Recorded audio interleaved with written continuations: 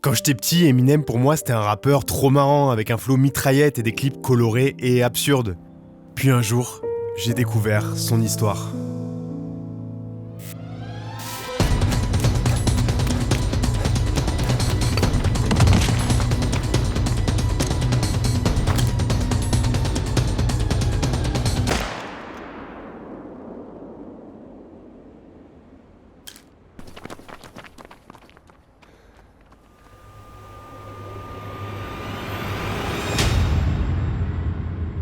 Run.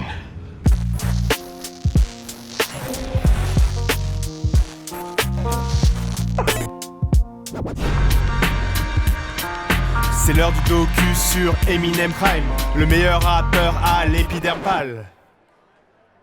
Ah chier! Je vais jamais percer. Mec, t'inquiète, il te faut juste une carte bancaire. Mais t'as pas compris ou quoi? Je rappe comme une demeure et mes vidéos elles sont même pas monétisées. J'ai quasi plus de thunes. Non, c'est toi qui as pas compris. La carte B4Bank, elle est dispo pour 0€ par mois. Ah ouais? Tu peux gérer tes comptes en direct sur l'app, mais pas la peine de regarder, vas-y, achète. T'as aussi un conseiller dispo 24h sur 24 et 7 jours sur 7, mais l'embête pas maintenant, hein. Tranquille, on prend. Ouais, ça on va prendre aussi. Avec B4Bank, c'est virement instantané et gratuit. Non mais tu m'as pris pour Crésus ou quoi? T'es un malade? Frérot? B4Bank sont là pour vous accompagner au quotidien. Bon après ils peuvent rien faire contre ce genre de potes. Checkez aussi l'offre B4Zen à 5€ par mois avec plus d'avantages comme les paiements sans frais dans le monde entier. Inscrivez-vous maintenant avec mon lien et profitez de jusqu'à 180€ offerts jusqu'au 31 mars. Et on lance le docu.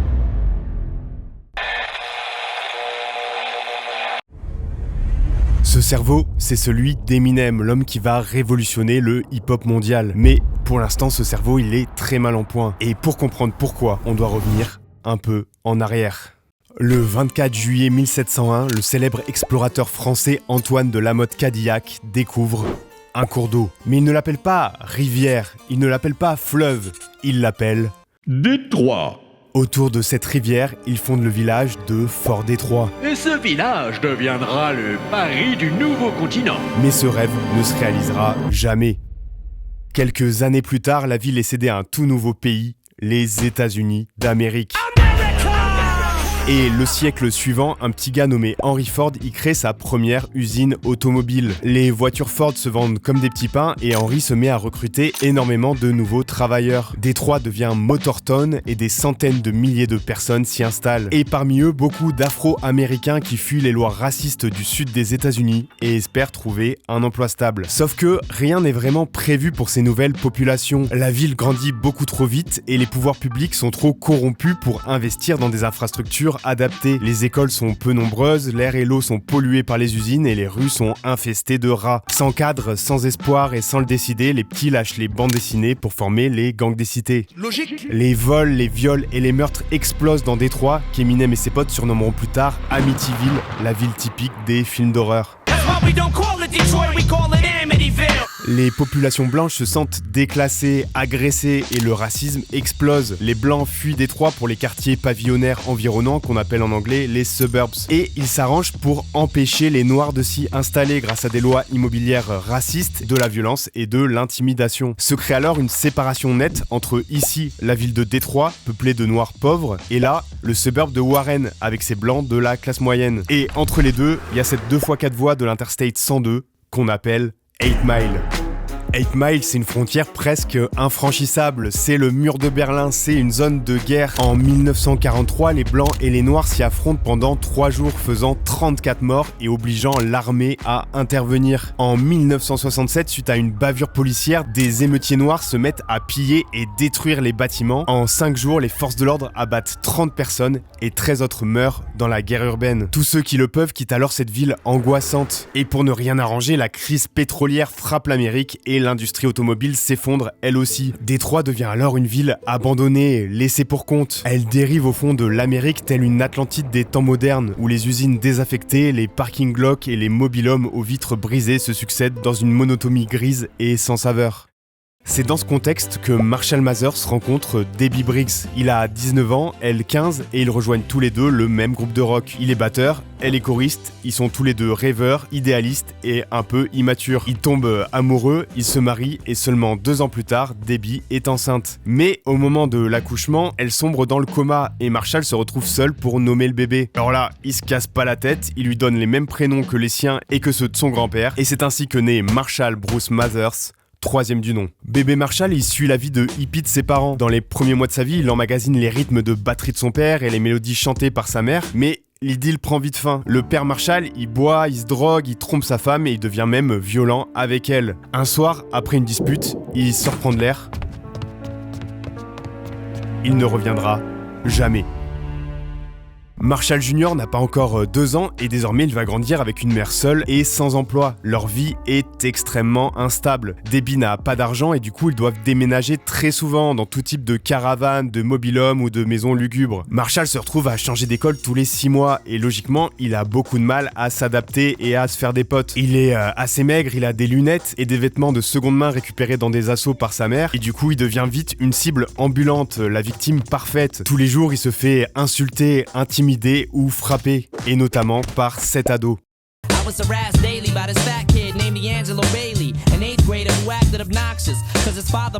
Un jour, D'Angelo lui casse le nez contre le lavabo des toilettes. Un autre, il le balaye dans la rue et Marshall atterrit la tête la première sur le trottoir. Marshall fait alors une hémorragie cérébrale. Il finit à l'hôpital proche du coma. Et dans la semaine qui suit, il fait que de s'évanouir. Il a du mal à marcher et il parle quasiment plus. D'après les médecins, il a de grandes chances de ne jamais récupérer toutes ses capacités cérébrales.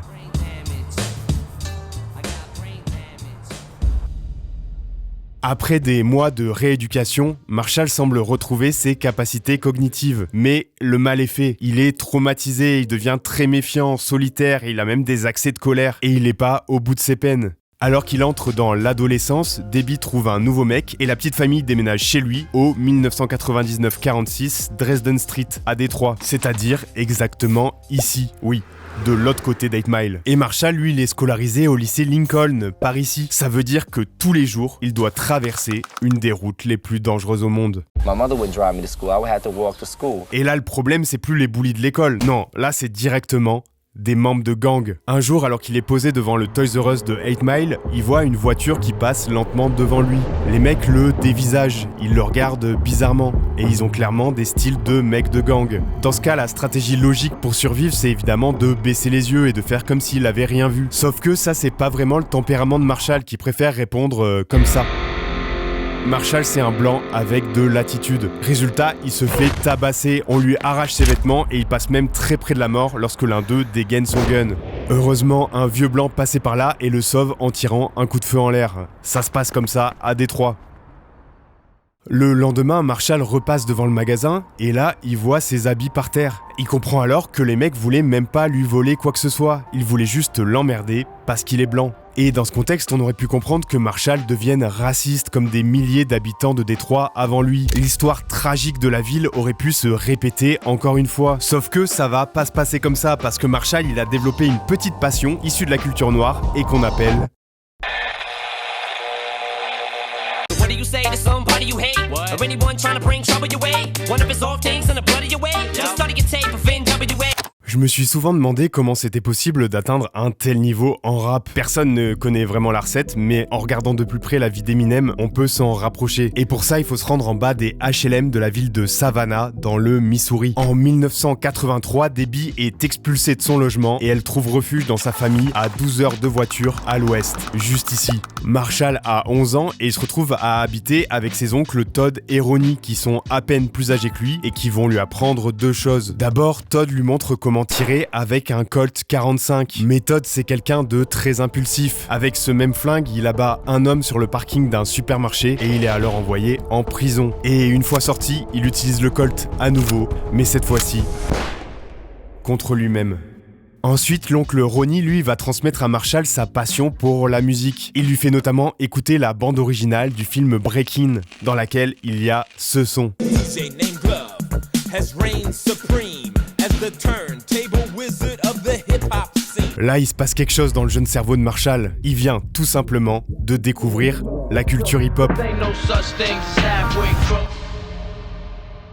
Il prend un morceau de carton, il le pose en bas des blocs et il se met à breaker pendant des heures. Et grâce à ce nouveau délire, il se fait quelques potes, il devient moins timide et il commence même à plaire aux meufs. Et cette passion pour le hip-hop, elle prend une nouvelle tournure le jour où Marshall entend un son de LL Cool J.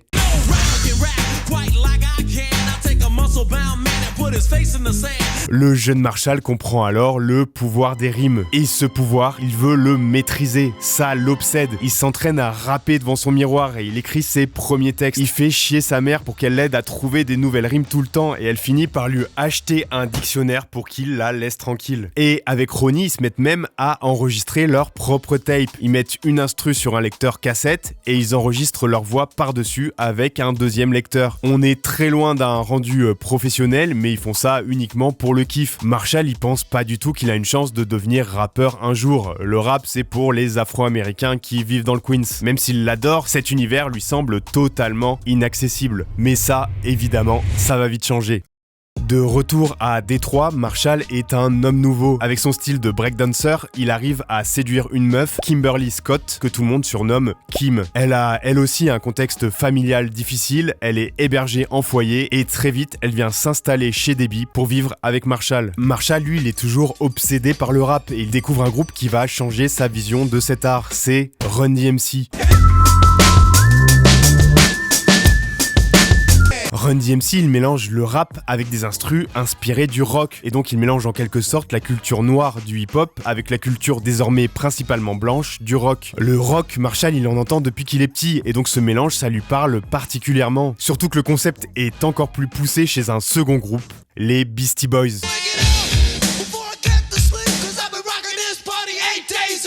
Attends, les blancs aussi ont le droit de faire ça? L'album License to Ill des Beastie Boys sort le 15 novembre 1986 et c'est à ce moment précis, alors qu'il a seulement 14 ans, que Marshall décide de devenir rappeur. 30 ans plus tard, il leur rendra d'ailleurs hommage en reprenant la cover pour son projet Kamikaze. Et pour se lancer dans le rap, Marshall, il a besoin de deux choses. Déjà, il lui faut un blaze, Marshall Mathers devient alors Eminem, et ensuite, il a besoin d'un crew, d'un groupe, d'un posse. Marshall monte alors Bassmint Productions avec quelques potes du lycée, et ensemble, ils se mettent à performer dans les événements scolaires.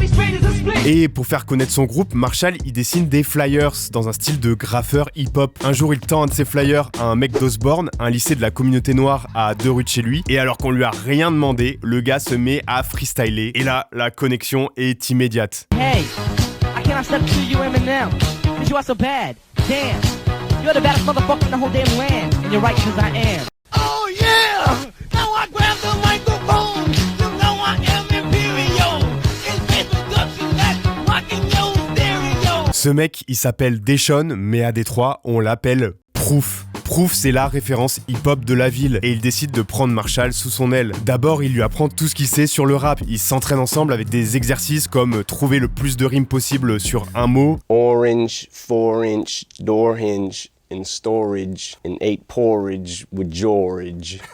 Et surtout, il s'achète le plus d'albums de rap possible. Every tape that was out, we bought it.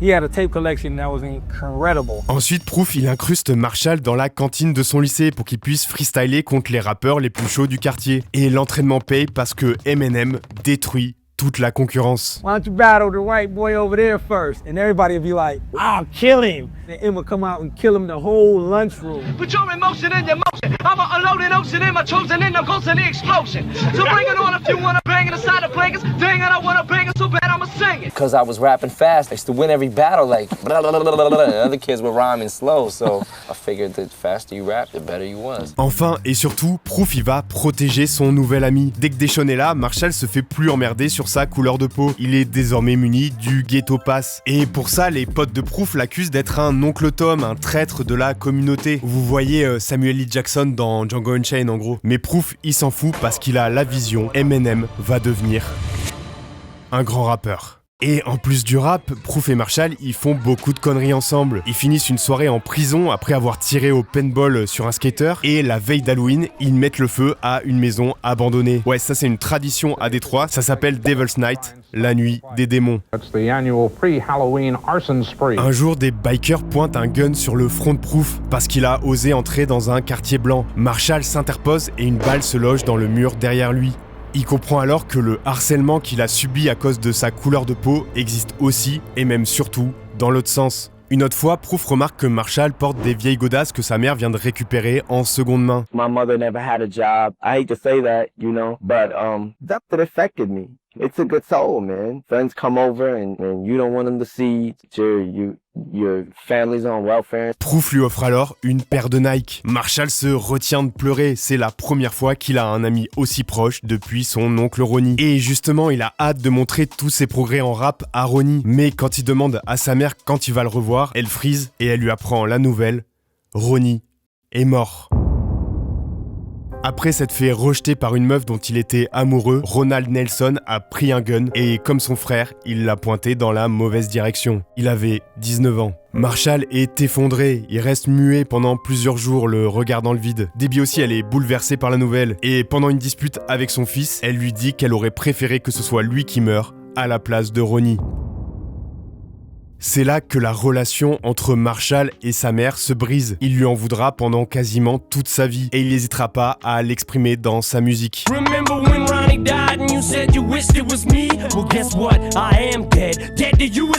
La relation entre Debbie et Marshall devient très difficile, d'autant que leur situation financière est plus précaire que jamais. Debbie ne travaille toujours pas, elle se drogue aux antidouleurs et elle menace son fils de le mettre dehors s'il ne commence pas à payer le loyer. Marshall est alors contraint d'arrêter le lycée pour trouver du taf. Il commence par du nettoyage dans les usines, puis il enchaîne sur plusieurs années en cuisine au Gilbert's Lodge, un diner familial. Au taf, il est très sérieux, mais il a tendance à se mettre à rapper à tout moment. Yo M, c'est quoi les commandes? J'ai rien compris, frère. Et si Marshall est aussi sérieux au taf, c'est qu'il a désormais un projet bien précis. Après des années de relations tumultueuses, ponctuées de disputes et de séparations, il vient de se remettre avec Kim, et elle est enceinte. Hailey Jade Mathers naît le jour de Noël 1995. Marshall a 23 ans et il doit désormais subvenir aux besoins de sa fille. Et avec son salaire de merde, ça va être compliqué, donc il va vraiment falloir percer dans la musique. Kim, elle croit pas du tout que son mec va pouvoir vivre un jour de son art. C'est totalement impossible pour des pauvres comme eux de percer dans le show business. Mais Marshall, lui, il est beaucoup plus optimiste. Et c'est normal vu qu'il passe désormais ses journées à écouter des self-made men, a.k.a. les rappeurs, les Public Enemy, les NWA, Tupac, des mecs qui sont devenus riches alors que tout était contre eux.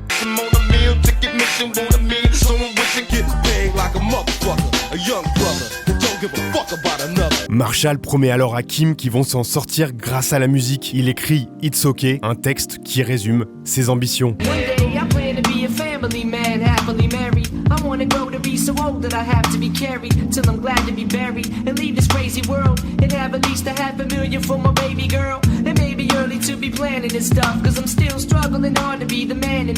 Et pour percer, Marshall, il a un atout majeur. Il a désormais des producteurs. Après avoir entendu les Bassmin Productions sur une radio locale, les beatmakers Mark et Jeff Bass invitent Marshall dans leur studio. Et ils se rendent compte qu'il a des capacités extraordinaires. Il est encore très jeune, mais il maîtrise déjà des schémas de rimes complexes et des flows en triple ou quadruple tongue, les taka-taka, taka-taka. Ouais, ok, lui, il le fait un peu mieux que moi.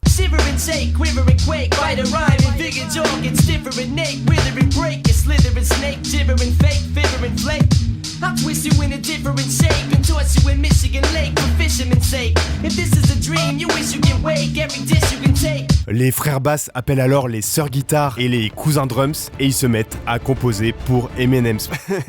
Bon bref, en tout cas retenez bien leur blase parce qu'ils vont être très très importants pour la suite. Au moment d'enregistrer le premier album d'Eminem, ce sont eux qui empruntent $1500 à leur mère pour graver 500 CD et déposer les sons. Marshall doit alors changer de blase parce que ça existe déjà les M&M's et il devient alors Eminem. Tous les voyants sont au vert et le 12 novembre 1996, Eminem sort son premier album, Infinite. rhyming skills got you climbing hills. I travel through your mind into your spine like siren drills. Cet album, c'est sa bouée de sauvetage, c'est sa chance de sortir de la misère et d'assurer l'avenir de sa fille. Et cet album, personne ne l'achète. There was a problem, yo, I'll solve it. Check out the hook while my DJ revolves it. Alors non, c'est pas une paralysie du sommeil, mais c'est bien le premier son de hip-hop à devenir numéro 1 aux États-Unis. À partir de là, être blanc et faire du rap, c'est la putain de honte. Vanilla Ice, il sait pas rapper et il s'invente une vie de gangster alors qu'il vient d'un milieu aisé. Y a rien qui va. Et même à Détroit, le seul groupe de rap de blancs un peu connu, c'est des clowns. Non, littéralement des clowns. Et donc la sortie d'Infinite d'Eminem, elle est associée à tout ça. Personne n'a envie d'écouter un blanc qui rappe. Par exemple, grâce à un de ses potes DJ, Marshall réussit à faire passer un de ses sons dans une radio locale spécialisée en hip-hop. Sauf que quand le directeur des programmes découvre qu'il est blanc, il demande d'arrêter immédiatement la diffusion. Et dans les autres radios qui passent plutôt de la musique pour les blancs, il est pas le bienvenu non plus. On comprend pas du tout son délire. When did you start talking like a black guy? Yo, what's up, man? You know, come on, man, don't take my pants. You sound like a black guy. I don't think so. I think I sound like me. You sound like you as a black guy. Résultat, l'album ne se vend qu'à 70 exemplaires. Les frères Bass y pensaient utiliser le buzz de la sortie pour signer un deal en maison de disque. Évidemment, ce plan tombe totalement à l'eau. White rappers it was very hard and the labels are like, no, we don't want to be the one. Mais faudrait pas mettre tout l'échec sur le dos de la couleur de peau non plus. Infinite, c'est aussi un album qui n'est pas très original. La plupart des sons ressemblent beaucoup à ceux d'It Was Written de Nas ou à Do or Die d'Eazy, deux albums sortis quelques mois plus tôt. Eminem, il a pas encore trouvé son style et il imite beaucoup ceux qui existent déjà.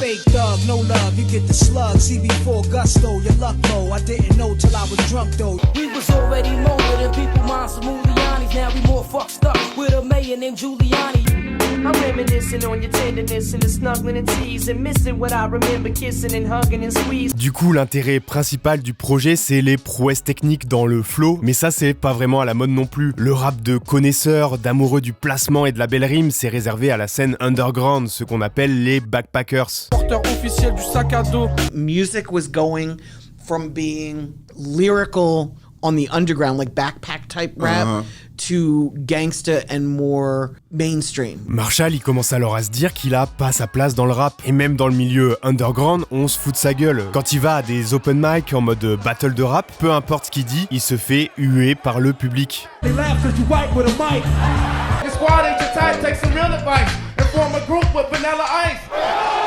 Marshall décide alors d'abandonner sa carrière dans le rap. Désormais, le seul espoir auquel Marshall se raccroche, c'est celui de percer dans le basket. Oui, bon, c'est un des meilleurs joueurs de son quartier, et vu que c'est un mec optimiste, il se dit pourquoi pas aller en NBA. Laissez-moi juste checker un truc. Bon, pour l'instant, il travaille surtout 50 à 60 heures par semaine au Gilbert's Lodge, payé évidemment au lance-pierre.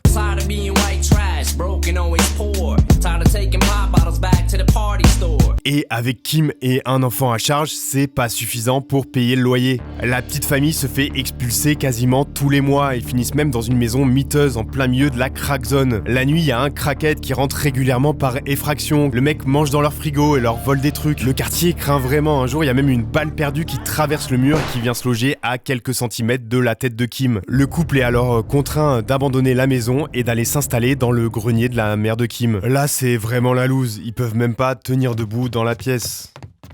Mec, c'est quoi ça? T'es devenu le rappeur du grenier? Proof, pendant ce temps, il a la trajectoire inverse. Il a quitté son taf dans une pizzeria pour devenir rappeur à plein temps. Il enchaîne les allers-retours à New York et il travaille désormais avec un beatmaker extrêmement chaud qui se fait appeler J Dilla.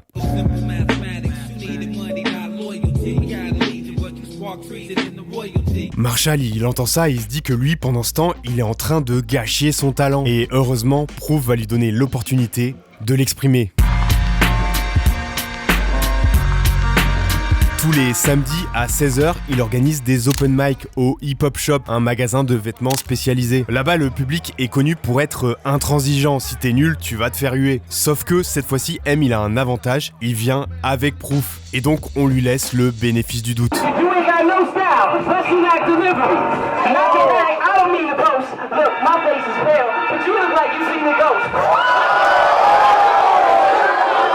Eminem, il a jamais rappé comme ça. Le fait d'avoir échoué avec son premier album, ça l'a rendu plus agressif, plus cynique. Le public est impressionné et M revient chaque semaine pour détruire un nouvel adversaire. Et Proof, il va pas se contenter de relancer Marshall, il va aussi lui présenter des gens. À commencer par Paul Rosenberg, un avocat et wannabe rappeur qui va devenir le manager d'Eminem. I had a full-time job as an attorney, but I wanted to get out of there and get in the music law, but it's not that easy. Et grâce à Proof, M se fait aussi des amis parmi les habitués du hip-hop shop. Marshall vient à ce moment-là de se séparer de Kim après une énième dispute et il se met alors en coloc avec certains d'entre eux. Et Proof, il a en fait une idée derrière la tête. Il veut réunir les 12 meilleurs MC de Détroit pour créer le groupe Dirty Dozen, les 12 salopards, comme dans le film de 1967. Mais gars, on est que 6 en fait.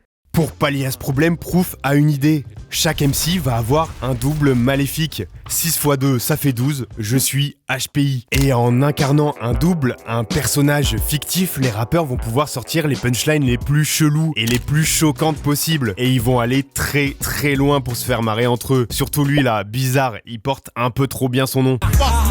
I'd rather track Jack Daniels, smoke weed, and rape cocker spaniels. Don't need to be a father, cause I'm just too illmatic. I'll probably poison my kids like flowers in the attic.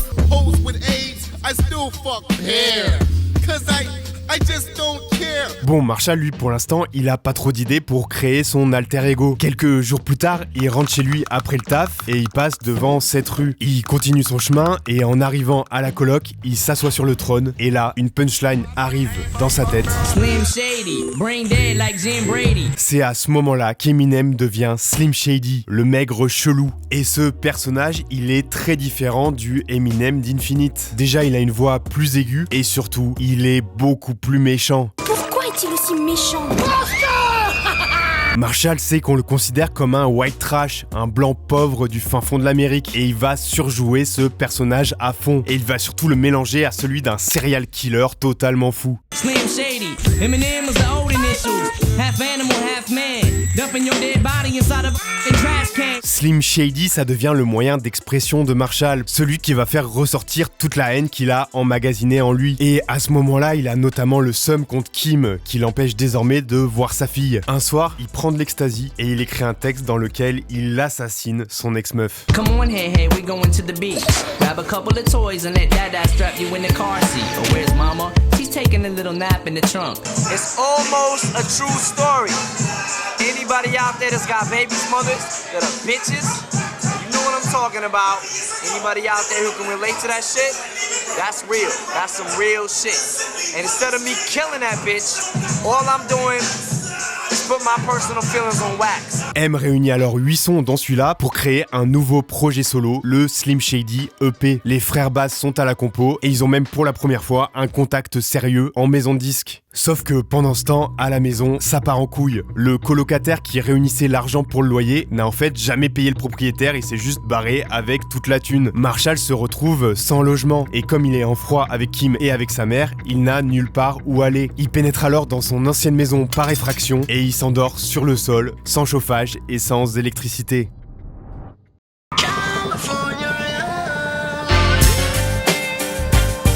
Elle, c'est Wendy. Elle a démissionné de son taf de vice-présidente d'une marque d'alcool, elle a revendu son appart et elle a mis tout l'argent pour créer une asso consacrée à sa passion, le hip-hop. Et Wendy, elle fait partie des rares personnes à avoir écouté Infinite, le premier album d'Eminem. Et c'est une des encore plus rares personnes à croire en lui. I knew he was going to be big, but I didn't know he was going to be as big as Eminem got. No, nobody knew. Wendy invite alors Eminem à son nouvel événement, les Rap Olympics de Los Angeles, un open mic entre les meilleurs rappeurs du coin. Elle lui paye même le transport et l'hébergement pour lui permettre de venir. Pour Marshall, c'est un don du ciel. Le gagnant des Rap Olympics repart avec $500 et une Rolex. Et avec son expérience du hip-hop shop, il est sûr qu'il a ses chances. Il arrive déterminé et dès le premier round, le public capte qu'il est très chaud et il commence même à le soutenir. Il remporte la manche facilement. Mais au deuxième round, il est face à un adversaire beaucoup plus coriace qui l'attaque sur sa couleur de peau. Eminem répond alors: So many ways to diss you that I'm playful with you. I let a razor sit you to the half the staple sit you. And everybody in this fucking place will miss you if you try to turn my face to sit you to a razor list. Nobody's hearing you. You're a whack liar. Damn, all your white jokes just backfired. Là, c'est plus un clash, c'est une exécution. Le public est choqué par la précision des rimes d'Eminem. Ce couplet, il est tellement marquant qu'il sera repris en version plus soft pour le freestyle final du film 8 Mile. Eminem remporte tous les rounds et il se retrouve logiquement en finale où il doit affronter Otherwise, un rappeur local. L'instru se lance, Eminem commence à rapper, sauf que son adversaire n'est pas là. Il s'est caché derrière l'écran au fond de la scène. Et donc Eminem se retrouve à rapper dans le vide. Puis, au moment de répondre, Otherwise se contente de cracher des insultes et des menaces de mort sans même faire des rimes ou quoi que ce soit. Mais il est chez lui et le jury lui donne la victoire. Marshall est abattu. Pour lui, c'est fini. Il a plus d'argent, plus de logement, plus de meuf, il peut plus voir sa fille et ses espoirs de percer dans le rap s'éloignent encore plus. Hey, j'ai kiffé tes freestyles. T'as un projet à me filer? Ah, ouais. Il m'en reste un. Tiens. De retour à Détroit, Marshall n'a plus rien, à part son taf de merde au Gilbert's Lodge. Mais le manager vient de changer et il aime pas trop sa gueule. Un jour, Marshall oublie de mettre la chemise du restaurant et il est tout simplement viré. Marshall se traîne alors jusqu'au studio des frères Bass. Et là, Jeff lui apprend que leur contact en maison de disque, c'était en fait un imposteur. Un mec qui travaille au service courrier, qui n'a aucun pouvoir et qui voulait juste leur soutirer de l'argent. C'est à ce moment-là que Marshall atteint le point de non-retour. Il n'a plus rien pour se raccrocher, plus aucun espoir. Il décide alors d'en finir, comme ses oncles avant lui. Il avale une vingtaine de pilules antidouleurs, de quoi tuer n'importe quel humain en quelques heures. Et dans l'énergie du désespoir, il entre en cabine et il crache un dernier couplet avant de mourir. I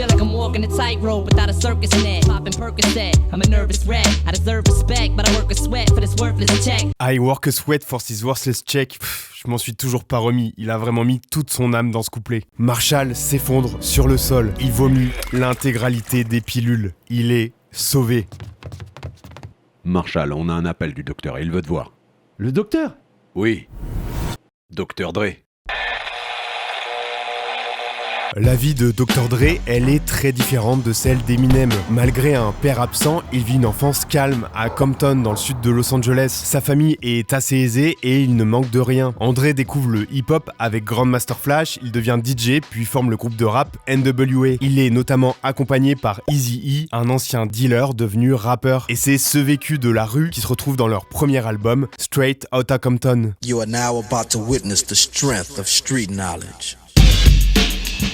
Le succès est énorme et NWA devient la pierre angulaire du gangsta rap, le rap hardcore inspiré de la vie de gangster. Mais Dre se brouille avec Eazy-E et il quitte le groupe en plein buzz. Il fonde alors son propre label en compagnie de son garde du corps et membre du gang des Bloods, Suge Knight. Il réalise alors son premier album, The Chronic, qui devient lui aussi un classique de la West Coast.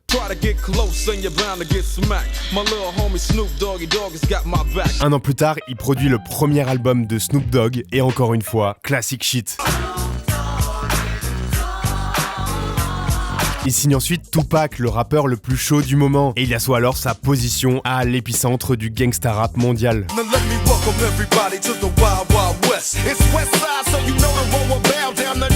Tout ce que Dr. Dre touche se transforme en or. Il devient multimillionnaire et il perd alors totalement le sens des réalités. Influencé par Suge Knight, il plonge dans un mode de vie criminel. Il enchaîne les soirées avec les Bloods, il parle mal, il se bat, il conduit bourré et il finit même une course-poursuite avec la police au fond d'un ravin. La Thug Life le conduit droit à la catastrophe. Le 13 septembre 1996, Tupac est assassiné. Tupac Shakur, who died last Friday the 13th after being gunned down in a drive-by. Un mois plus tard, Suge Knight est rattrapé par la justice et condamné à 9 ans de prison ferme. Dre doit se ressaisir. Il quitte alors Death Row pour monter son propre label, Aftermath. Mais suite au décès de Tupac et aussi à celui de Biggie, le gangsta rap n'est plus trop à la mode, ça fait juste bader tout le monde. Dr. Dre devient un peu has-been et ses nouveaux projets ne trouvent pas leur public. Le label se retrouve alors en grande difficulté et sa maison mère, Interscope, réfléchit à virer Dr. Dre. Sauf que, sur le bureau du patron d'Interscope, il y a 7 cassettes.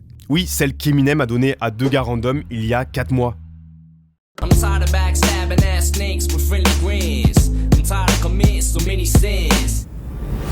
Appelez-le tout de suite. Dre met alors toute sa carrière en jeu. Signer un blanc, c'est une très mauvaise idée. En tout cas, c'est ce que pensent tous les employés du label. Il risque de se retrouver avec un nouveau Vanilla Ice qui va niquer toute sa crédibilité et ce sera définitivement game over. Mais Dre, il s'en fout que le rappeur soit blanc, noir ou violet. Si c'est vraiment kické, il veut bosser avec lui. Il invite alors Eminem dans son studio et il va pas être déçu. I can kick 20 dope rhymes in 1 minute. And y'all don't understand cause my rhymes are infinite.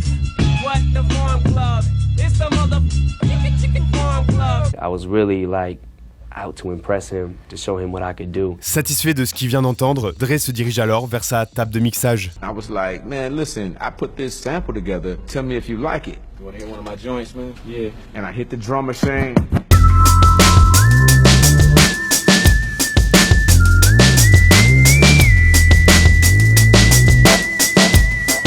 I saw Dre nodding his head. I was like, I'm in. I made it.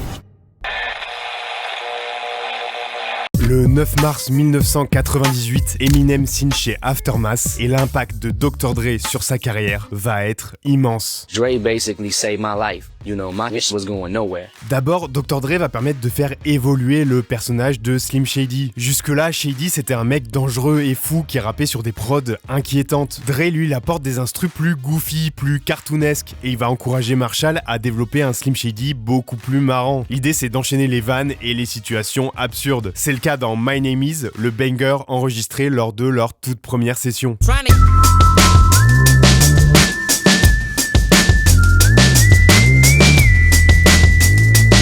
Ce personnage sans filtre, choquant et gaulerie, c'est ce qui va accrocher le grand public. Et ce perso, il sort de plus en plus facilement chez Eminem lorsqu'il est défoncé à l'ecstasy. Et l'exta, il en prend de plus en plus. Un soir, alors qu'il est totalement éclaté, il s'achète du peroxyde, il se teint les cheveux et il passe out sur son canapé. Le lendemain, il arrive au studio en ayant totalement oublié ce qu'il a fait la veille. Dre, il le voit, il éclate de rire et il dit « C'est bon, on a trouvé ton personnage ». À partir de là, Slim Shady, ça sera ce blond décoloré, totalement barré. Ça lui donne presque un look de mec de boys band, alors qu'il parle de prendre de la drogue et de tuer des gens. Et c'est cet écart qui crée tout le ressort comique du personnage.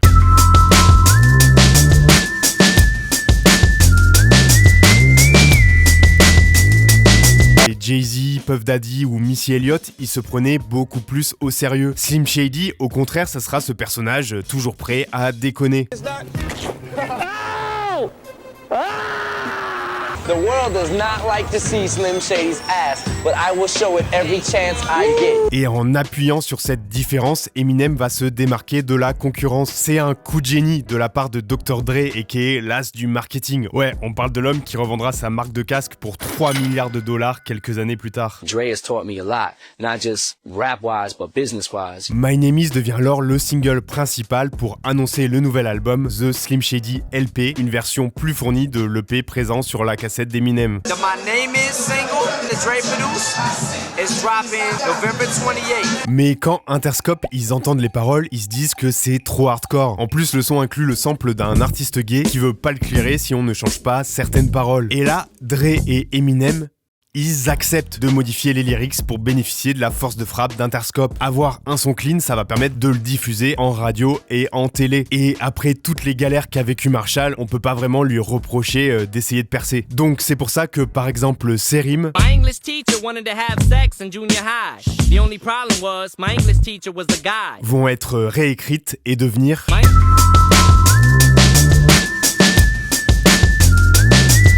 La version clean de My Name Is est alors validée pour une diffusion nationale et Interscope aligne le budget pour un clip haut en couleur. Marshall se déguise en Bill Clinton, en savant fou, en pervers, en Marilyn Manson et en patient d'hôpital psychiatrique interné par le fameux Dr. Dre. La chaîne de télé MTV y voit ça et ils se jettent dessus comme des morts de faim. Ils se mettent à bastonner le clip. À l'époque, MTV c'est la chaîne musicale de référence et Eminem devient alors, du jour au lendemain, une star mondiale. Like I was like, wow, I'm actually doing it. André et Marshall ont trouvé la formule magique. Un son marrant avec un clip délirant et un refrain accessible. Et en même temps des couplets de rap de très haute volée. C'est cette recette qui va faire la renommée d'Eminem. Et pour chaque nouvel album, le single principal sera dans cette veine. I'm Slim Shady, yes I'm the real Shady. All you other Slim Shadys are just imitating. This looks like a job for me, so everybody girl, what's your sign? Man, you must be about your mind. Dre, big goggles, blind. Bon, là on vient de se refaire toute mon enfance en quelques secondes. C'est avec ces clips-là que j'ai découvert Eminem. J'étais en primaire et voir ce mec agiter son gros cul en plastique sur une pop victime, bah c'était hilarant. Mais surtout, c'était la première fois de ma vie que j'entendais du rap, et donc ça doit être là qu'a dû naître ma passion pour cette musique. Porté par le single My Name Is, The Slim Shady LP se place 2e des charts et vend plus de 300 000 exemplaires en une semaine. Congratulations, Slim Shady's going to number 2. With a little bit of help from MTV. Slim Shady devient le personnage que tout le monde s'arrache, comme Eminem le dira plus tard. It seemed like as soon as I stopped giving a fuck about what I was saying, people started giving a fuck. It was like a reverse effect. Mais la raison principale pour laquelle Eminem marche là où d'autres rappeurs ne sont même pas diffusés, c'est parce qu'il est blanc. White? He's white. Fuck! Man, I didn't know you was white. All that time, people get the fuck out of here. Dude, you telling me this guy's white? Grâce à sa couleur de peau, Eminem peut parler plus facilement au public blanc des suburbs américains. Un public qui connaît pas du tout le hip-hop ou à la limite quelques sons de gangsta rap. Et ce qui était jusque-là un handicap presque insurmontable pour percer dans le rap, ça devient son plus gros atout commercial. D'autant qu'Eminem, il est bien plus crédible que les autres rappeurs blancs, qui se prennent d'ailleurs des tartes dans le projet. Et cette crédibilité, elle est évidemment énormément renforcée par la bénédiction de Dr. Dre. Le label Dr. Dre, ça indique au grand public qu'il s'agit là d'un vrai rappeur validé par la street et non d'un imposteur qui s'invente une vie de voyou. Yo, man, let's get out of here. Et l'autre atout commercial majeur, ce sont les controverses qui vont être créées par les paroles d'Eminem, jugées très choquantes, notamment par une partie de l'Amérique conservatrice. Et c'est vrai que l'album, il est interdit aux enfants et qu'il est bien chargé en punchline dérangé. La rencontre avec Bizarre a clairement porté ses fruits.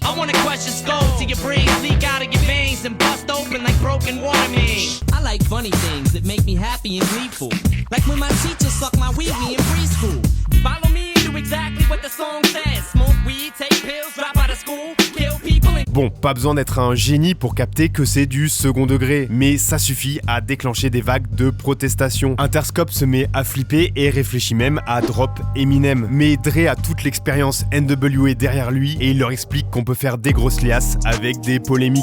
Tu es avec moi comme si je bois que de l'eau bénite. We are not parents to your children. We're here to entertain, make records, entertain and leave it at that. La couleur de peau, les polémiques certes, mais si le Slim Shady LP connaît un tel succès, c'est aussi parce que c'est un putain d'album. D'abord en termes de rap, c'est très très solide et Eminem se crée alors un vrai public hip-hop qui respecte son art. You simply came with the skills. It wasn't the gimmick that, okay, I'm a white guy and I'm rapping. The gimmick was I got skills and what's up, and I felt you, and I appreciate that in hip-hop music. Ensuite, la connexion entre Dre et Eminem, elle est juste magique, notamment sur Role Model. Perso, c'est mon son préféré du projet, le synthé me rend fou, et Eminem dessus, j'ai rarement entendu un flow aussi désinvolte.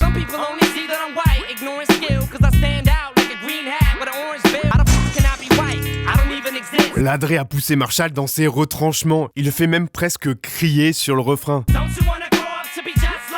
We got a friendship, there's a chemistry. I feel like it kind of resembles him and Snoop back in the day. Et sur cet album, Eminem développe un sens du storytelling exceptionnel. Il arrive à raconter des histoires en 3 couplets et à les enrichir de plusieurs personnages. Il n'y a pas que Slim Shady, Marshall interprète à tour de rôle sa prof au collège.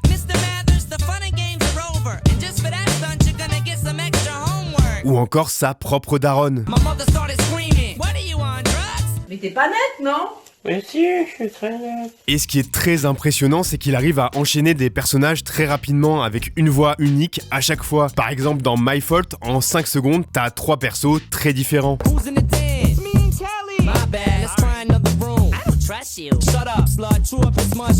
On a l'impression d'être dans un épisode de South Park tellement il se passe de choses et on avait rarement entendu une telle richesse d'interprétation dans un album. I'm trying to bring MCing and skill and storytelling to a next level though. Et pour ne rien gâcher, le tout est porté par des refrains ultra catchy et des instrus légendaires. Mais attention, on doit pas donner toutes les fleurs à Dr. Dre. Sur Slim Shady LP, il ne compose que 3 sons sur les 16 du projet. Et si on regarde les 3 premiers albums d'Eminem en major, Dre est à la compo sur seulement un quart des sons, alors que les frères Bass sont présents sur la quasi-totalité des 3 quarts restants. Sauf que les frères Bass, personne n'en parle jamais. Voilà, c'est mon coup de gueule, je dénonce, j'accuse. Mettons du respect sur Mark et Jeff Bass. Mais pour le grand public, en tout cas, c'est Dre qui revient dans la lumière avec son rôle de producteur exécutif et ses apparitions dans My Name Is et dans Guilty Conscience, un autre classique de l'album.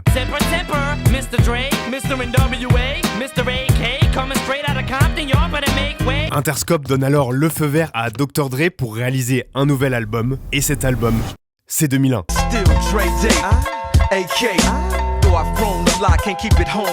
2001 se classe 2e du Billboard et devient tout simplement un des albums les plus identifiés et connus de l'histoire du hip-hop. Dre was off track for a minute, you know. Dre had a couple of bad years, but you know, Dre is like a cat. Dre is always gonna land on his feet. Dans 2001, Dre il a réuni des rappeurs incroyables, Snoop Dogg, Exhibit, Nate Dogg, mais celui qui sort vraiment du lot, c'est Eminem.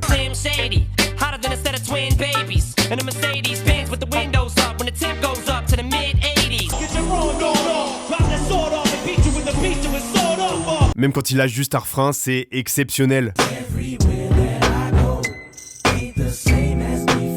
Là, Eminem, il marche sur l'eau et sa hype est en train d'exploser. Les ventes du Slim Shady LP ne cessent de grimper et tout le monde attend son album suivant avec impatience. Pendant 2 mois, Marshall s'enferme dans un studio en compagnie de Dr. Dre et des frères Bass. Ils se font des sessions de 20 heures de suite. Parfois, M y part dans des grands délires, bien aidé par les drogues qu'il consomme maintenant à foison. I'm a little shroomed out, acided out, weeded out. And every other drug you can think of, I'm on it. Don't try this at home. I was going a little bit crazy, and now I'm not going crazy anymore. I already am crazy. Mais la plupart du temps, Marshall, il est extrêmement concentré et perfectionniste. My delivery and the way I say things across the mic, I make sure that is just like perfect. I want to make sure everything is perfect for me so I can listen to my ish a million times and not find a flaw in it. I would say I'm a perfectionist and probably a workaholic too. And one of the most demanding artists in the studio. Demanding in the sense that he knows exactly what he wants. Grâce au conseil des frères Bass et de Dre, Marshall apprend même à composer ses propres instrus. Il crée alors un son extrêmement personnel, The Way I Am.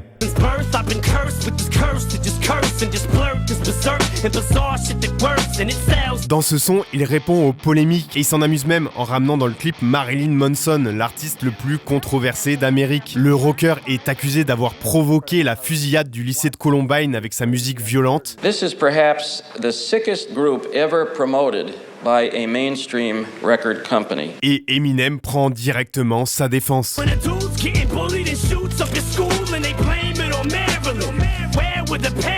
It's all the same type of attitude, just different kinds of music. So I respect Marilyn for his attitude. I went to his show and he wiped his ass with the American flag. I said, that's G-shit. Bon, là ça commence à être clair, Eminem c'est en fait un artiste qui va se nourrir des polémiques. Critics add fuel to the fire. Et dans The Real Slim Shady, le nouveau single à la My Name Is, il atteint un niveau de trolling exceptionnel. He didn't just say what I think he did he? And Dr. Dre said, nothing, you idiots, Dr. Dre's dead. Je parle de trolling, mais on est le 18 avril 2000, et Internet ça existe à peine à l'époque, et le concept de troll ne deviendra connu que des années plus tard. Le mec est un précurseur, et son ton irrévérencieux fait quelques vagues puisque les ventes de The Real Slim Shady dépassent celles de My Name Is. Eminem envahit alors la pop américaine.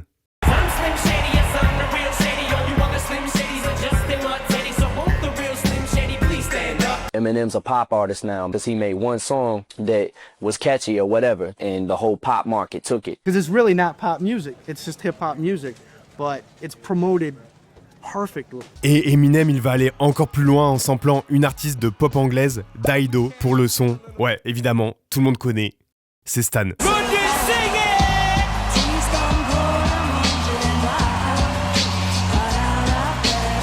Before his record came out and said, you know, can I use your song? And I just thought it was brilliant. I thought Stan was brilliant, so I said yeah. Le 3 mai 2000, Britney Spears sort son deuxième album Oops, I Did It Again et réalise le plus gros démarrage de l'histoire de la musique.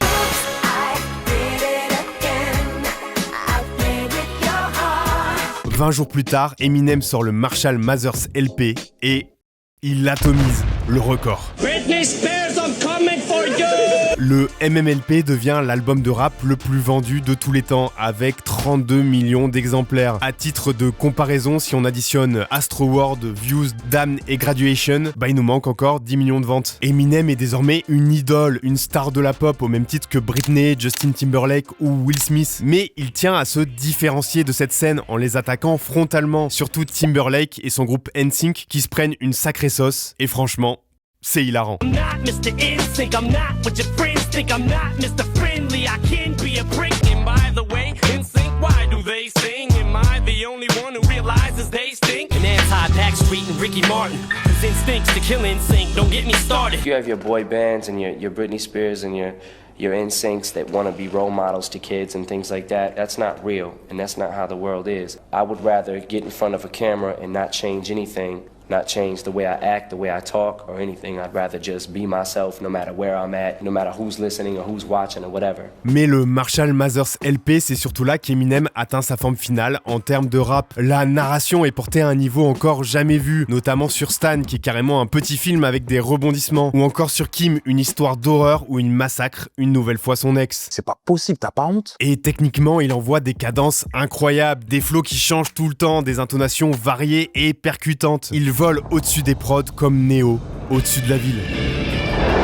Things spinning, you're beginning to think women are swimming in pink linen again in the sink. Then in a couple of minutes, that bottle of Guinness is finished. Give me the mic, let me recite to Timothy White. Pickets outside the Interscope offices every night. King Khalif on the internet trying to lure your kids with him. I don't know no rapper, black, white, Hispanic, that could fuck with him when he came out. Eminem and just have amazing cadence. I said backward, there's that, cause zigzag, there's back, and there's that, and there's Z. Même aujourd'hui, ça reste difficile d'expliquer comment Marshall a pu atteindre un tel niveau. Ma théorie perso, c'est qu'il a dû emmagasiner des rythmes de batterie en écoutant son père jouer dans les tout premiers mois de sa vie et même avant de naître. Et aussi bien sûr qu'il a commencé à rapper très jeune, quasiment en même temps que la création du hip-hop lui-même. Et donc il y avait très peu de gens qui pouvaient avoir autant d'expérience que lui. I couldn't even tell you where I got it from.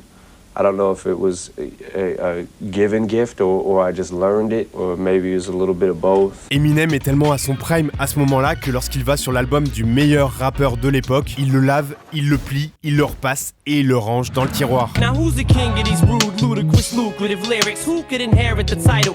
Put the youth in hysterics. Voilà, bien propre. Marshall a tout gagné. Il est le rappeur le plus successful au monde et il n'aura plus jamais de problème d'argent. Il célèbre sa nouvelle vie en se remettant avec Kim et en se mariant avec elle à l'été 1999. Mais tel Icare s'approchant un peu trop du feu céleste, l'ivresse de la réussite et du pouvoir va malheureusement lui brûler les ailes.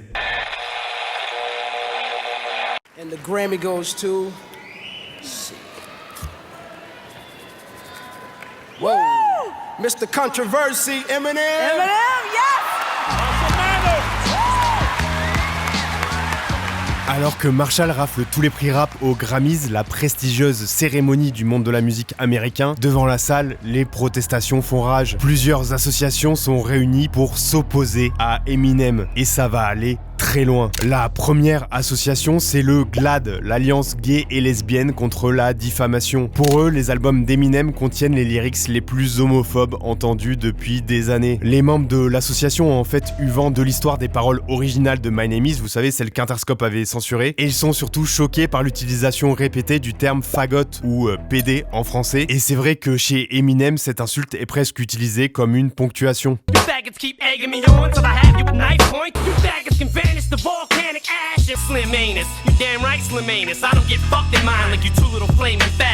Ce genre de paroles passe très mal chez un artiste écouté par une telle audience et ça a des répercussions dans le monde entier. Par exemple, l'université de Sheffield en Angleterre fait interdire la diffusion des sons d'Eminem pour protéger les étudiants gays. Comme si les homosexuels ils pouvaient imploser en entendant une chanson quoi. En mode c'est les aliens dans Mars Attack. Et Marshall lui comprend pas vraiment la polémique. En fait il utilise cette insulte depuis toujours mais sans vraiment y réfléchir et il a jamais vraiment eu de personne gay en face de lui. Do you have gay friends yourself? Have you? Do I? Personally? No. Gay people were pissing me off because they were looking at it like I was just going straight for their throat when I wasn't. I don't care about gay people. Whatever, that's their business. En fait, Marshall, c'est surtout un produit de son environnement. Et je comprends son point de vue parce que à l'époque où j'étais au collège, quasi tout le monde utilisait le mot PD, la plupart du temps sans vraiment le relier au fait d'être homosexuel. C'était tellement ancré dans la culture que ça se diffusait comme ça. Heureusement, les mœurs ont bien évolué depuis. Et quand il va comprendre le problème, Eminem, il va essayer de se démarquer de cette image d'homophobe, ou en tout cas de la tourner en dérision. C'est le cas dans The Real Slim Shady, avec peut-être le pire argument anti-homophobie jamais sorti. Moi je suis pas homophobe. Hein. Heureusement, il fait un peu mieux sur Criminal, présent lui aussi sur MMLP.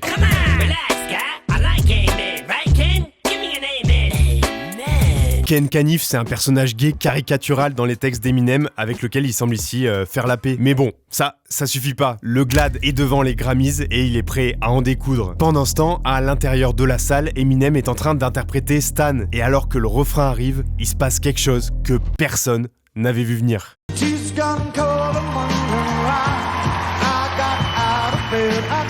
Oui, c'est tout simplement Elton John, l'artiste gay le plus influent au monde.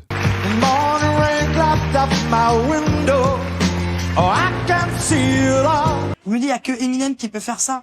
Je vois pas un autre rappeur américain aller et avec Marilyn Manson et Elton John, quoi. Tu vois, c'est quand même le triomphe des Bermudes, hein. C'est un coup de génie. Dans différentes interviews, Elton John, il prend la défense d'Eminem en disant qu'il trouve ses paroles trop marrantes et que fagot, c'est une insulte comme tête de bite ou Donald Trump. Quoi? Non, j'ai pas dit ça. He was accused of being homophobic by so many people because of his lyrics, which I thought was nonsense. We became friends and we've been amazing friends ever since. He's an amazing guy. I just adore him. Et c'est pas juste un stunt marketing, leur amitié, elle est encore là 25 ans plus tard. Elton a même été le sponsor de Marshall lorsqu'il a eu des problèmes d'addiction et Marshall n'a pas oublié Elton dans les grandes occasions. For my marriage, I got this package from M&M. We had 2 diamond-encrusted cock rings.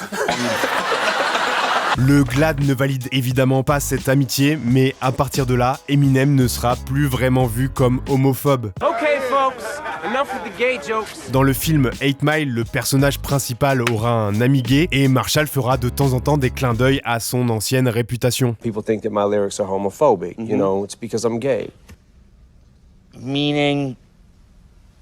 I like men. Mais c'est pas tout. Devant les Grammys, il y a aussi des associations féministes. Et elles sont très remontées contre Eminem, tout comme Lynn Cheney, la femme du vice-président des États-Unis. He is a violent misogynist. He advocates raping and murdering his mother in one of his songs. He glories in the same song in the idea that he might murder any woman he comes across. Une femme politique qui fait son beurre sur une polémique, bon c'est du classique, mais c'est vrai qu'Eminem il y va pas avec le dos de la cuillère, ni avec le dos de la pelle d'ailleurs. Mother, are you there? I love you. I never meant to hit you over the head with that shovel. That bitch by her hair, drug her across the ground and took her up to the highest diving board and tossed her down. Et ce qui est le plus choquant, c'est la manière dont Eminem traite Kim dans ses paroles. Dans Slim Shady LP, il la tue et il l'enferme dans son coffre, ce qu'on retrouve d'ailleurs représenté sur la cover. Et dans le son Kim sur MMLP, c'est encore plus violent. You were supposed to love me.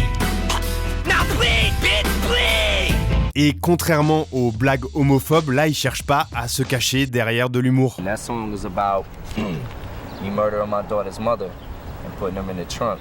And at the time when I wrote that song, I really felt like I wanted to do that. I don't know if you ever felt like you wanted to kill somebody before. There's been times where I literally have wanted to kill her. I've had songs about killing her for like 4 years, 5 years now, that nobody's even heard. I've killed her like 11 times. Alors oui, Eminem n'a jamais été accusé de violence conjugale ou envers les femmes, et on peut pas en dire autant des artistes de l'époque comme Puff Daddy, Tupac, R. Kelly ou Rammstein. Pour autant, Marshall a un vrai problème dans sa conception de la gente féminine, et il le dit d'ailleurs lui-même. Whether it's right or wrong, I tend to generalize women a lot.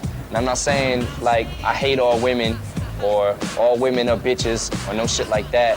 I'm just saying my viewpoint right now it's a little bit distorted. En fait, son expérience personnelle l'a poussé à avoir beaucoup de défiance envers les femmes. Il a eu une relation très conflictuelle avec sa mère, puis avec sa meuf, sans oublier le traumatisme de la mort de Ronnie suite à une déception amoureuse. Et l'arrivée de Marshall dans le milieu du gangsta rap, ça a pas dû arranger tout ça. Dr. Dre, c'est pas un exemple là-dessus. Lui, pour le coup, il a été condamné pour avoir frappé une femme. Et plus globalement, le fait d'être macho, un peu sexiste, c'était bien vu dans les années 90 et 2000. Et les blagues lourdes, ça y allait franco.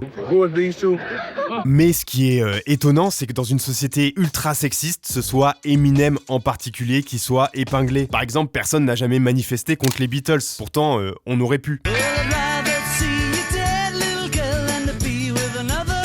T'as pas honte ? Je pense que le fait que le rap soit un art plus direct et plus agressif dans la forme, ça a dû jouer, mais là encore, Eminem, c'est pas du tout le rappeur le plus sexiste du lot. Lui-même, il s'inspire du Two Live Crew, qui a un répertoire entier de chansons sexuellement explicites et peu respectueuses des femmes, et c'est un euphémisme.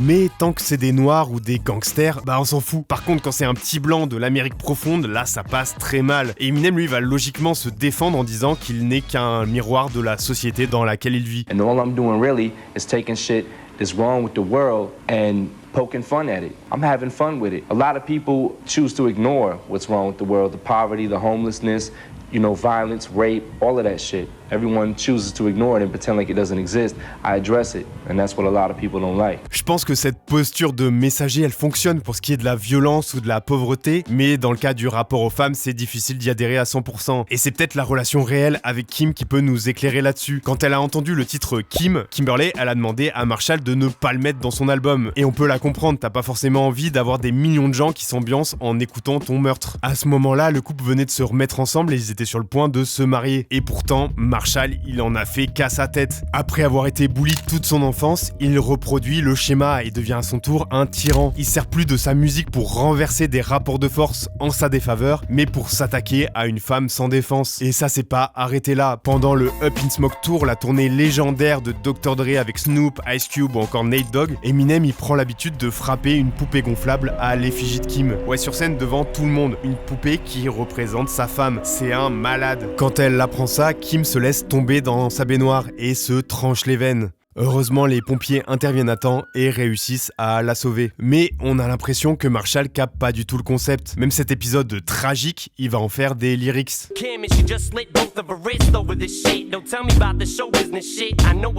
Et si on y regarde de plus près, c'est toute la vie de Marshall qui est en train de partir en live. Pendant que le Marshall Mathers LP bat tous les records, Marshall Mathers l'humain, lui, il vit en fait un véritable enfer. Now I'm not stressing to pay bills, I'm not stressing over that, but I've got different kinds of stress now. Il est tellement connu que sa vie devient insupportable. Les journalistes sont tout le temps sur son dos, ils espionnent sa famille, ils dévoilent tous ses mouvements, par exemple son date avec Mariah Carey. Il peut plus rien faire sans être épié par des mecs avec des caméras. For some reason, a lot of people are fascinated by my personal life and I still can't understand it. Il y a des fans qui s'amassent dans son jardin, qui se baignent dans sa piscine, qui lui volent son courrier et qui frappent à sa porte à toute heure du jour et de la nuit. Marshall, il est sur les nerfs, il devient parano. Il s'achète un gun et il le garde en permanence sur lui. Et il n'hésite pas à le dégainer pour faire déguerpir les fans un peu trop insistants. Et le pire, c'est qu'il n'y a pas que des inconnus. Des cousins, des oncles et des tantes viennent aussi lui réclamer de l'argent alors qu'ils n'ont jamais cru en lui. It's kind of like a fucking broke family and somebody in the family hits a lottery. Not everybody comes around, they want something. Même son père, qu'il n'a pas vu depuis qu'il a 2 ans et qui n'a jamais répondu à ses lettres quand il était enfant, il réapparaît. Comme par magie, Marshall veut logiquement pas le voir et il ne lui répondra qu'en musique.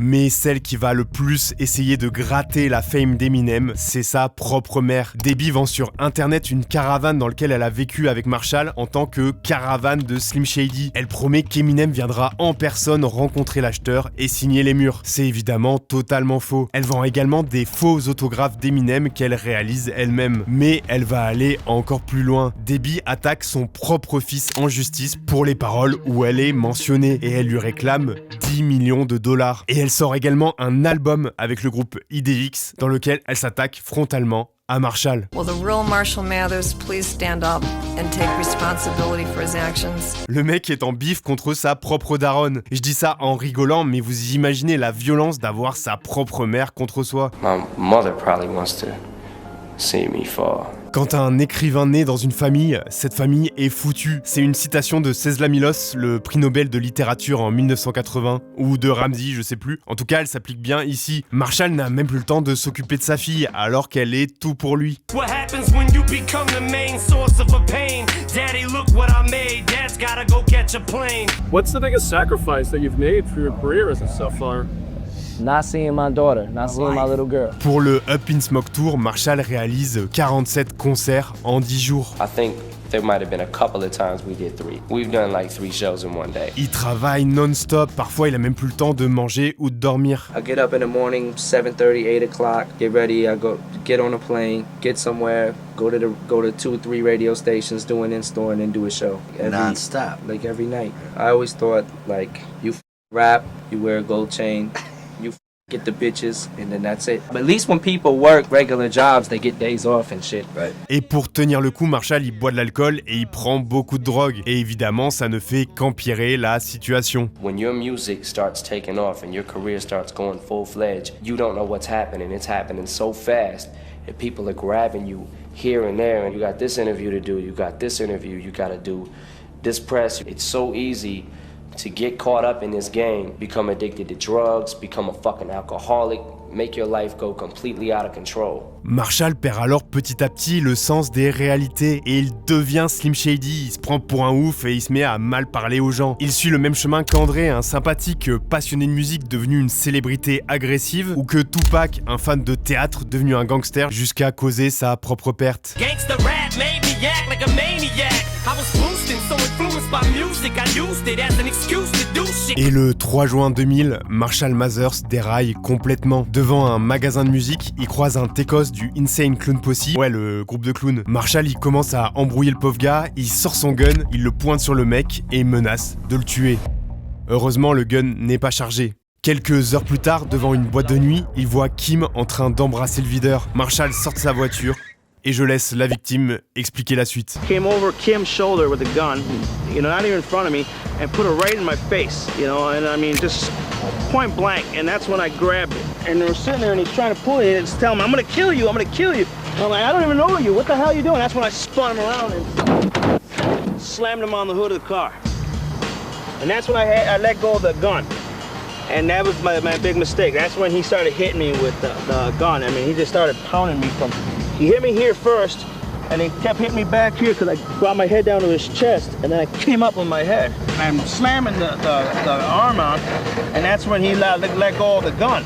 And when I let up in his face, that's when I seen who it was, and before you know it, bam, boom, bam. Le 7 juin 2000, Eminem se rend. Il risque 9 ans de prison et donc de devoir abandonner Hailey pendant toute son enfance. Heureusement pour lui, il est riche, il a des bêtes d'avocats et il ne s'en sort qu'avec du sursis et des amendes. Mais le 5 octobre 2001, Marshall Mathers et Kimberly Scott finissent par divorcer et Kim obtient la garde d'Hailey. Alors que Marshall a tout fait pour sortir sa famille de la misère, il a fini par la perdre. Eminem est devenu une sorte de Walter White, version white trash. On peut désormais l'appeler Walter White Trash. Breaking Bad, incredible. Le fait d'être passé aussi proche de la prison, ça fait un électrochoc dans le crâne de Marshall. Il se rend compte qu'il a tellement voulu réussir qu'il en a oublié l'essentiel. Il a laissé tomber ce qui compte pour lui. Il déménage alors dans un quartier plus calme et il limite au maximum les sorties. Et là, il commence à se tourner vers les autres, notamment ceux qui l'ont aidé toute sa vie. Et le premier, c'est évidemment Proof. Proof est devenu le backer d'Eminem dans la plupart des concerts et il se voit régulièrement pour déconner ou freestyler. Yeah. Hold it right there. I'm your worst nightmare. Wiping diapers on my high chair. What?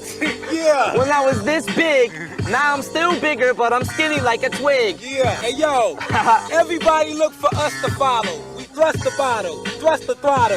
bust a bottle. Over your head, trend your thoughts just like custom model. Mais contrairement à ce qu'on pouvait attendre, Proof n'a pas percé, il n'a pas pété autant que prévu. Et le groupe Dirty Dozen, qu'on appelle maintenant le D12, il fait un peu du surplace aussi. Les 5 membres du groupe habitent toujours dans des maisons pourries dans Détroit Est et ils subissent la vie très difficile des quartiers. C'est dans ce contexte que suite à une altercation, Bugs, un des membres de D12, prend 3 balles dans le thorax et il décède dans la foulée. Et Marshall, il sait qu'il a désormais le pouvoir de sortir les membres restants de leur situation. Il veut les présenter au grand public, comme Dre l'a fait pour lui quelques années auparavant. Il crée alors son propre label Shady Records et devient le producteur exécutif du premier album de D12. Put out a D12 album, huh? How about that? Eminem réunit alors Dr. Dre et les frères Bass avec une idée derrière la tête. Il veut créer un mélange de hip-hop et de rock. Ouais, à l'époque, c'est dans l'air du temps. Linkin Park vient de sortir Hybrid Theory et Eminem est proche de Limp Bizkit qui cartonne dans les charts. Il apparaît même dans le clip de Break Stuff. Et Marshall, il est devenu fan de hip-hop à l'époque où Run DMC et les Beastie Boys l'ont mélangé avec des samples de rock. Dr. Dre s'inspire alors de Kashmir de Led Zeppelin pour créer Fight Music.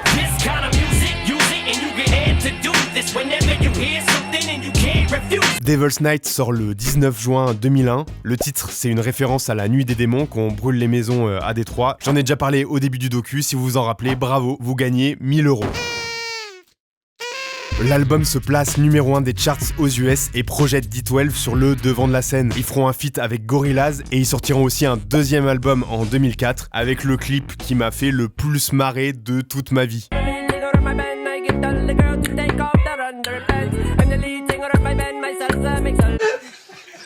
Et avec son label, Eminem va aussi pousser d'autres artistes de Détroit comme Obi Trice.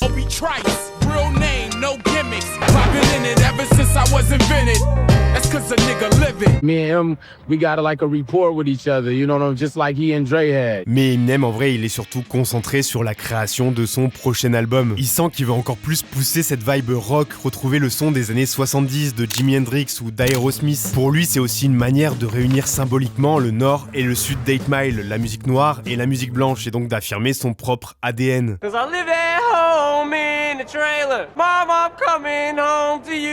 Et cette vision, elle est tellement précise qu'il n'y a que lui qui peut la réaliser. Eminem devient alors le producteur principal des sons de l'album et il ne laisse que 3 titres à Dr. Dre. I always know how I want the beat to go. Who's better to do it than me? From the hi-hat to the snare to the vocals to the finished product to the mix down to the mastering, I'm involved in everything that I do. Et les travaux du beatmaker Marshall Mathers, ils sont vraiment impressionnants.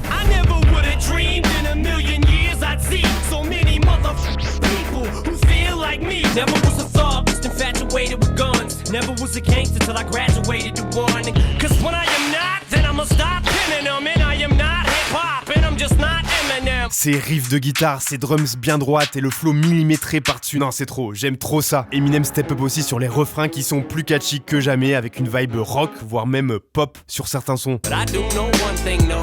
Chickens, they come, they go. Saturday through Sunday, Monday through Sunday, yo. Sur Sing for the Moment, il sample carrément Dream On d'Aerosmith, une de ses chansons préférées quand il était petit.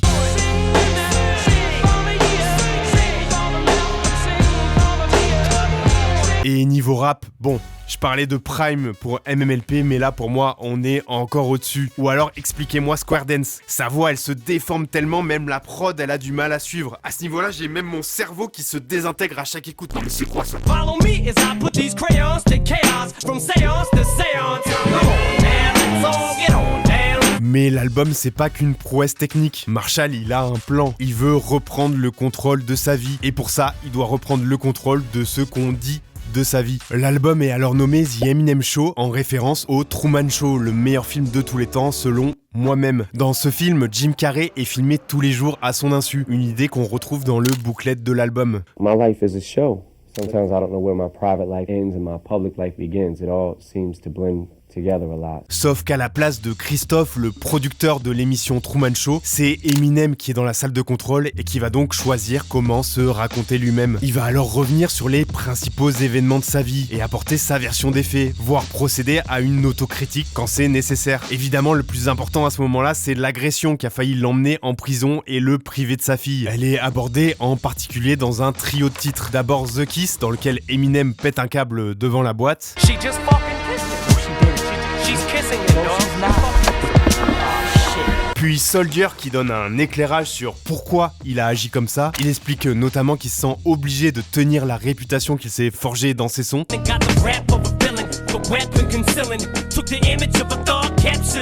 Et enfin, Say Goodbye Hollywood, dans lequel il se rend compte qu'il a agi contre l'intérêt de sa propre famille.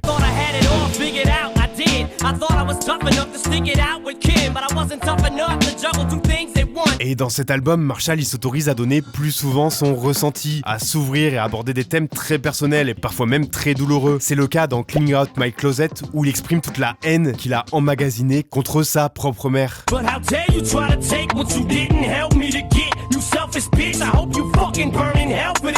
Là, Eminem il s'adresse à l'intérieur de la tombe comme s'il venait de tuer sa mère. Moi je trouvais ça terrifiant quand j'étais petit. Puis en grandissant, je me suis aussi dit que Marshall était peut-être en train d'enterrer son ancienne vie et de rejeter tout le mal qu'on lui avait fait en l'exprimant une dernière fois. Mais le son le plus personnel de l'album, il est pour Hailey. Marshall vient de récupérer la garde alternée de sa fille et il est tellement heureux que dans Hailey's Song, il abandonne le rap pour quelques minutes et il se met à chanter pour elle. My baby girl keeps getting older.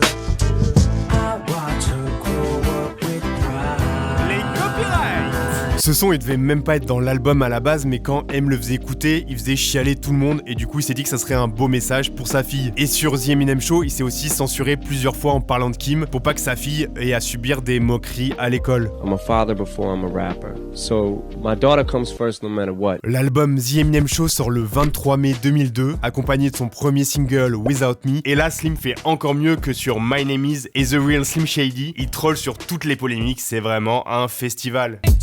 Everybody only wants to discuss me. So this must mean I'm disgusting. But it's just me, I'm just upset. Il électrocute le vice-président et mari de Lynn Cheney. Il interprète Elvis pour se moquer de son rôle d'artiste blanc dans une musique noire. Et il se fout de la gueule de Moby qui l'avait attaqué sur ses paroles scandaleuses. Without Me devient le plus gros hit de la carrière d'Eminem. Et The Eminem Show s'écoule à plus d'1 million d'exemplaires. En une semaine, c'est le deuxième plus gros démarrage pour un album rap après MMLP. Et avec l'ère du streaming, The Eminem Show est même passé devant son prédécesseur pour devenir l'album de rap le plus vendu de tous les temps. Et pour moi, c'est même son meilleur album parce qu'il est extrêmement personnel, parce qu'il a trouvé sa propre musicalité et parce qu'il rappe mieux que jamais. Bon, évidemment, la nostalgie doit aussi beaucoup jouer vu que c'est le premier album d'Eminem que j'ai écouté. Mais malgré ce succès, la controverse est toujours là. Les stans sont conquis, bien sûr, mais dans la société, au global, beaucoup de gens n'écoutent pas de rap et ils connaissent Eminem que par le biais des polémiques qu'on voit à la télé. Marshall va alors devoir raconter son histoire d'une autre manière et ça va se faire au cinéma avec le film 8 Mile. Là, Marshall met la lumière sur Détroit comme personne avant lui. Le film est tourné entièrement dans la ville, notamment au Continental Home Village sur 8 Mile Road, un trailer park similaire à un de ceux dans lesquels il a grandi. I grew up on both sides of the fence, and that's basically what the movie is about. Everybody wants to give back to their hometown, and any bit of light I could bring to the city, you know, I wanted to do. Et le coup de génie de ce film, c'est que c'est pas exactement une autobiographie. Marshall interprète Jimmy, un aspirant rappeur qui lui ressemble énormément, mais qui n'est pas non plus Eminem. Donc le débat, c'est pas de savoir ce qui est vrai ou non, et y a rien pour nuire au message que Marshall essaye de faire passer. Elle m'y montre la vie difficile à Détroit, la pauvreté, les tensions raciales, la violence, et en même temps l'espoir de s'en sortir qui porte le personnage jusqu'à la victoire finale. La réception du film est excellente. À partir de là, tout le monde comprend la vie d'Eminem et donc son point de vue. Même les boomers, même ceux qui écoutent pas de rap, les vestes se retournent en masse et les polémiques s'estompent. Moi, je me souviens encore précisément du moment où je suis allé voir le film avec mon cousin, cette excitation qui montait en moi en marchant vers le cinéma. Si je me souviens bien, cette année-là, j'ai vu 5 films au cinéma, le tout premier Spider-Man, Les Deux Tours, La Chambre des Secrets, L'Attaque des Clones et 8 Mile. Voilà, bien viscère. Le succès est tel que le titre phare de la BO, Lose Yourself, remporte l'Oscar de la meilleure chanson originale. Mais au moment de recevoir le prix, Eminem n'est pas là. Il a quitté le show business. Marshall a désormais une vie apaisée, sans problème. Et ses journées, il les passe principalement avec sa fille. I never knew my father, and I want her to know hers. I probably would have done differently had I not been a father. It's matured me, it's made me a stronger person. En apparence, Eminem n'est plus dans le rap game, mais en sous-marin, il prépare déjà la relève. When I set the mic down, I still might write for other people, or I still will always produce records. Music is just my passion and I gotta keep making it. Le 7 janvier 2003, la nouvelle signature de Shady Records et Aftermath débarque dans les bacs et ouvre alors la nouvelle ère du rap américain et mondial.